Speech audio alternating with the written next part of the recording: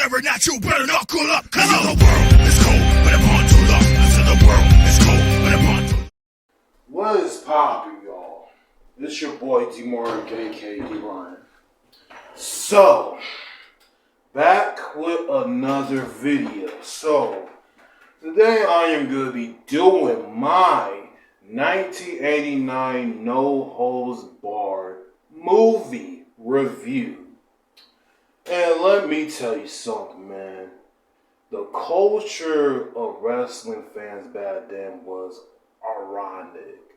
Especially Hulk Hogan, who actually was the main people that WWE became a mainstream back then.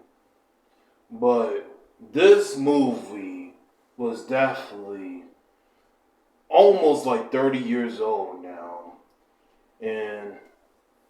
And honestly, this movie with Hulk Hogan, people loved him back then. He went by the name of the wrestler Rip Thomas.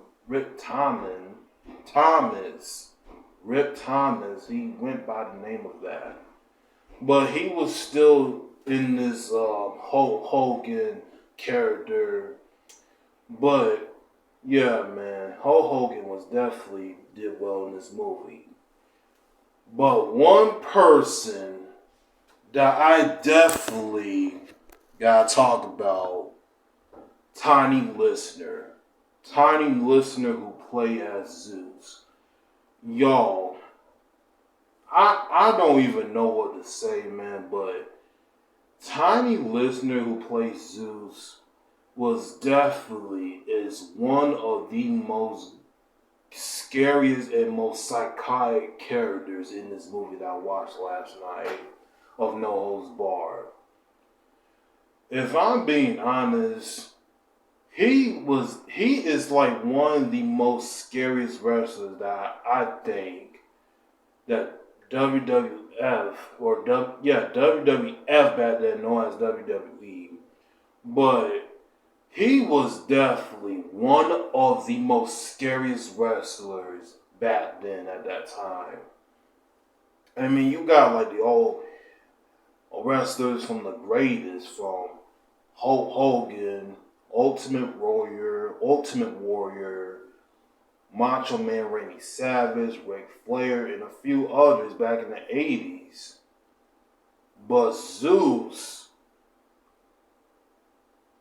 the man was unstoppable in this movie. It's like he's like a brick wall that anytime you will punch him in his rib, punch him in his stomach, or do anything to take him down, it's like the man was like a brick wall that you cannot be stopped. Like Tiny Listener actually plays so great in this movie. And what's crazy about this is that he actually was signed to WWE years ago, and I actually watched clips, even though the clips wasn't really all that new yeek. The quality wasn't all that great though.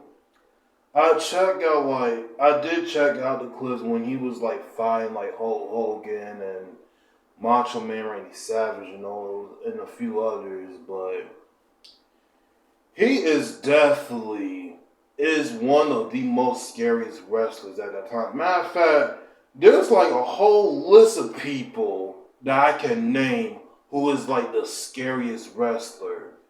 One is Kane, The Undertaker, Umaga, Bray Wyatt, Sting, Viscera, and who else? Who else the most scariest wrestler? I know Gangrel back in the day wasn't all that scary. He's still like the most scariest wrestler, but he wasn't really all that scary. But I definitely got to put Zeus on that list for sure because he's definitely is like one of the most scariest wrestlers back at that time when he was signed with WWE. And the movie definitely back then was a big hit, man. The the budget of this movie was like it hit like $6 million. It hit like $16 million in the box office, which that's crazy. These people in this movie was definitely making a lot of money because of how they show out, especially Hulk Hogan and especially Tiny Listener. But God rest his soul, man. It's crazy the way how he passed away back in 2020, man. But man, God rest his soul, man. But I will say the movie back then is absolutely incredible. I wish they would add like certain wrestlers. Like I know they added like interviewer and a commentator, Gene Okerlund, who also was a part of this movie. But rest in peace to him. But they could have like added like other wrestlers that could have make it much more for people to be invested in the movie. But Tiny Listener, he was definitely show out in this movie. He was showing his toughness and everything that he approved in this movie, bro. It's crazy, man. Like it's like I wish he could be a wrestler, you know, if he was still wrestling back then throughout like the beginning 90s to like the 2000s. I mean, people will definitely be watching like WWE more back then. But I know he's like doing other things. He was like doing other acting. He had like other projects back then that he was doing at the time. But once again, man, this movie was definitely a classic. And this movie was way before my time, before I was born. So I checked it out last night and it was good. The movie was definitely good. I will give this movie, I will just give it like a 7 out of 10 movie because of Tiny Listener because of his toughness and his incredible ability that he just cannot be stopped. The man just cannot be stopped. Wherever it is that comes to him, it's like he's like a brick wall. It's like hard to take him down, but he still gets back up no matter what. But once again, man, rest in peace to Tiny Listening, bro. But y'all let me know if y'all actually watched No Holds Barred back in 1989. But y'all let me know what's your thoughts about this movie. Y'all did or know about this movie back then. Y'all let me know what your thoughts and follow me.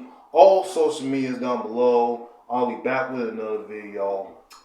Peace. My moment to shine. This is my time of flight. I've been grinding forever just for this very night. I've been pushing for many moments like this. This time is undervalued and no one ever could.